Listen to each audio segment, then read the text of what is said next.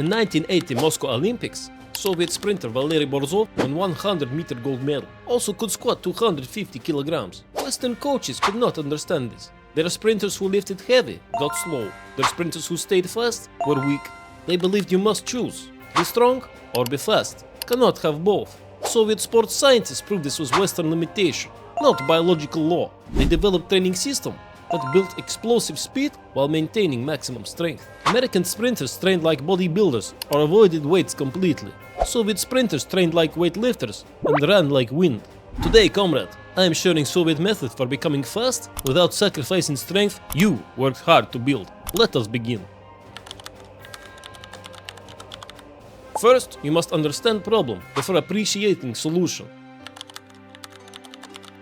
When Western athlete begins heavy strength training, something unfortunate happens. They get stronger, yes, but also slower.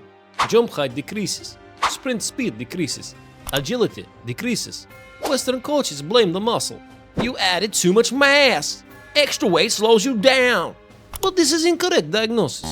Soviet research showed the real problem was not muscle mass, was training method. When you train exclusively with heavy slow lifts, nervous system learns to generate force slowly. You are teaching body that force production takes time. Squat with maximum weight moves slowly. Bench press with maximum weight moves slowly.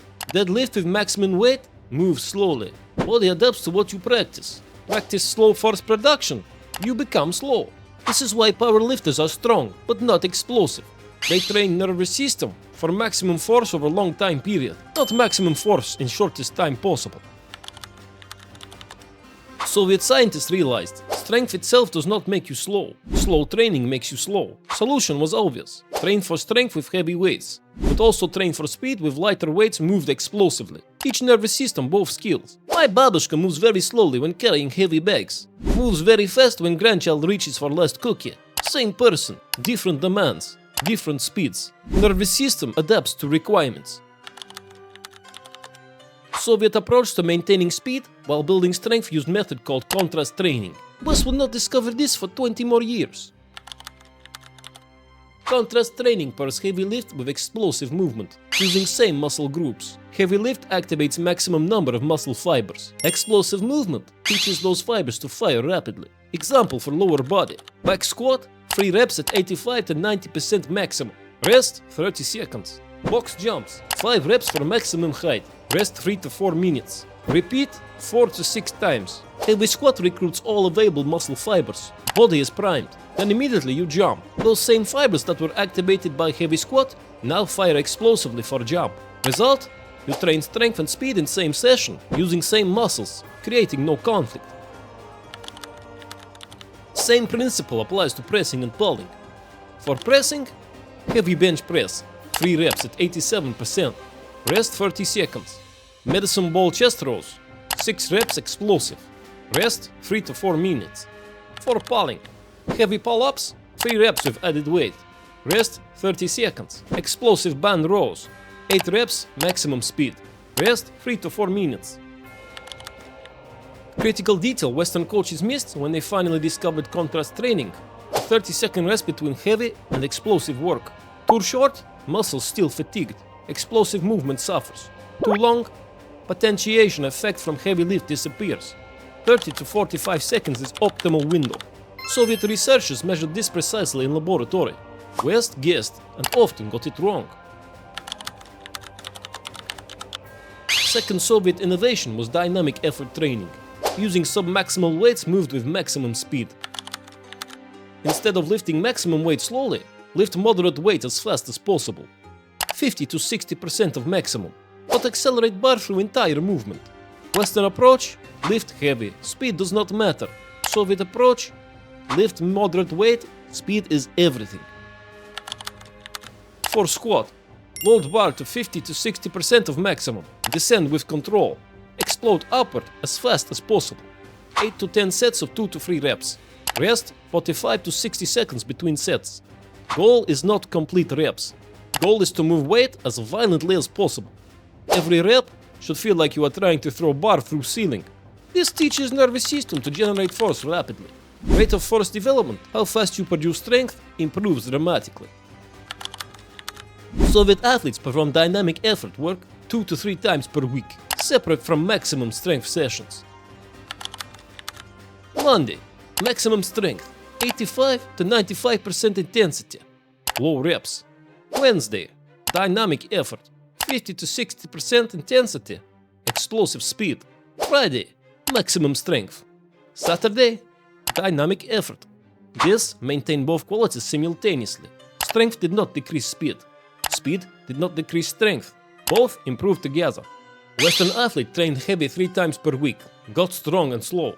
Soviet athletes split training between heavy and explosive, got strong and fast.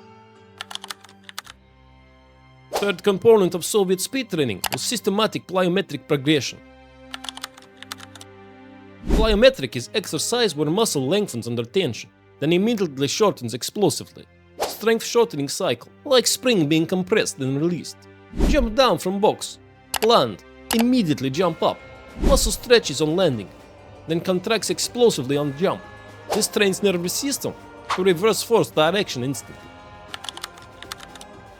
Western coaches threw athletes into plyometrics without preparation. Injuries followed. Soviet system had strict progression. Phase 1. Low intensity plyometrics. Box jumps, jump up only, step down. Broad jumps. Medicine ball throws.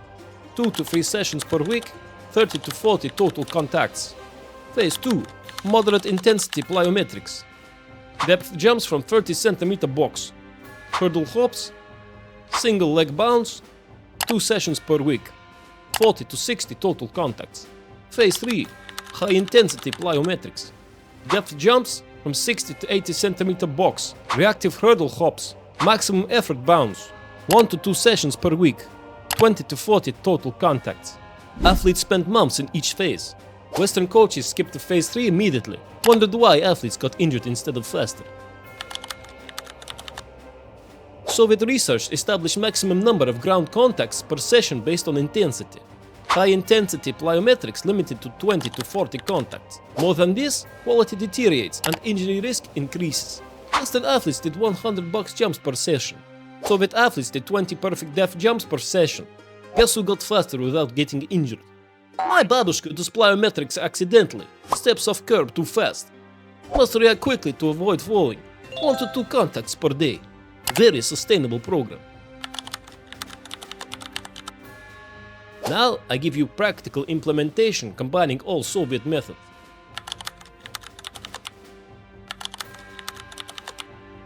Back squat, 5 sets of 3 reps at 85%. Romanian deadlift, 4 sets of 5 reps at 75%. Rest 3 to 5 minutes between sets. Bench press, 8 sets of 3 reps at 55%, maximum speed. Contrast, medicine ball throws after each set. Pull-ups, 6 sets of 3 reps explosive. Rest 60 to 90 seconds between sets.